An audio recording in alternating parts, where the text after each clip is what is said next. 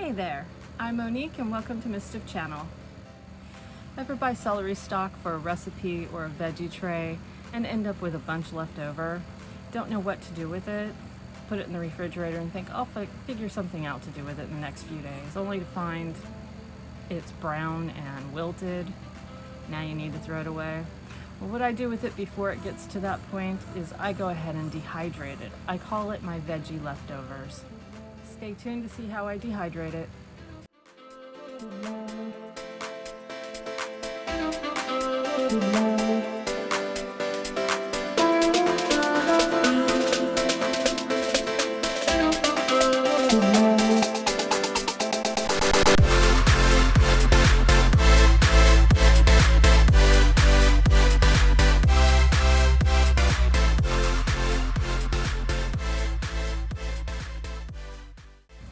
If you'd like to see more of my videos, hit the subscribe button. If you like this video, please hit the like button.